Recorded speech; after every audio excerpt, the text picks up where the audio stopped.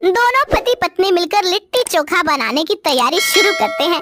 जीतू बाजार जाकर मंगू बनिया के यहाँ से लिट्टी बनाने का सारा सामान उधार ले आता है।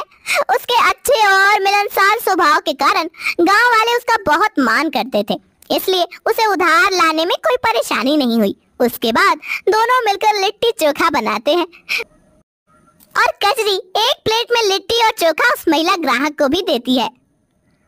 वाह, मजा आ गया, क्या स्वाद है। इतना स्वादिष्ट लिट्टी चोखा मैंने कभी नहीं खाया था। ऐसा करो कजरी बहन, 20 लिट्टी चोखा पैक कर दो, मैं घर ले जाऊंगी। अरे हाँ बहन, मेरे लिए भी 20 लिट्टी चोखा पैक कर दो। आज मेरे घर में भी सब लोग लिट्टी चोखा खाएंगे। इस तरह जीतू की लिट्टी चोखा की दुकान चल निकली है। बेलापुर गांव में घमंडी सोहन लाल रहता था। उसके लिट्टी चोखा की एक बहुत बड़ी दुकान थी।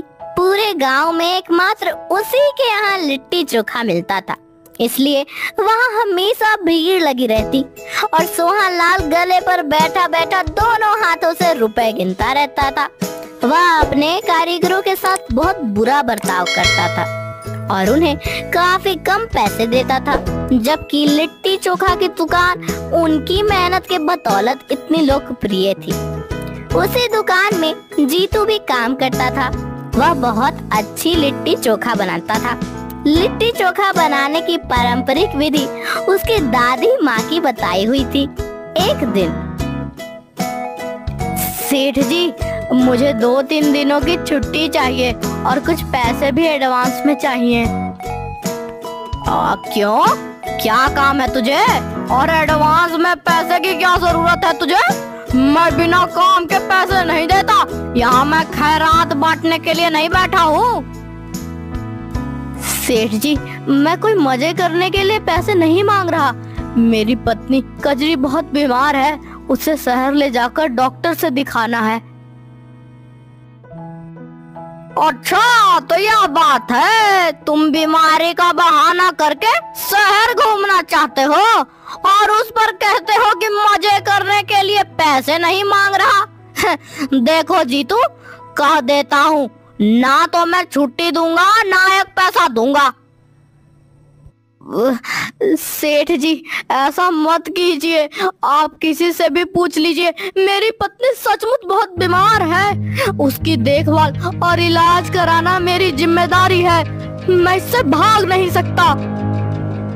हाँ, जा जा, बड़ा आया पत्नी की सेवा करने वाला। हाँ, जा जा, बड़ा आया पत्नी की सेवा करने वाला। बीवी के नखरे उठाएगा तो भूखा मरेगा।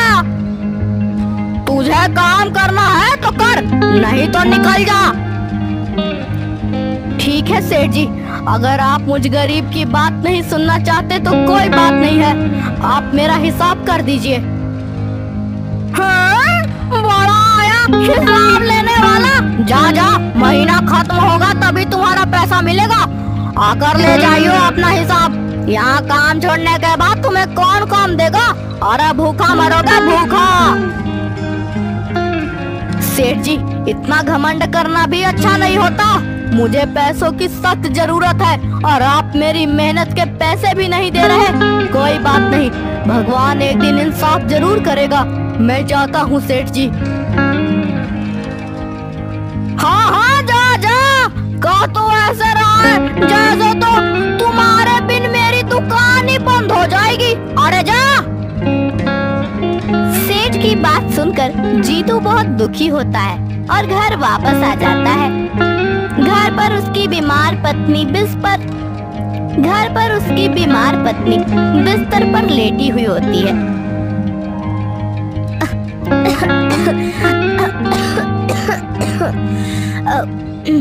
तुम आ गए जी?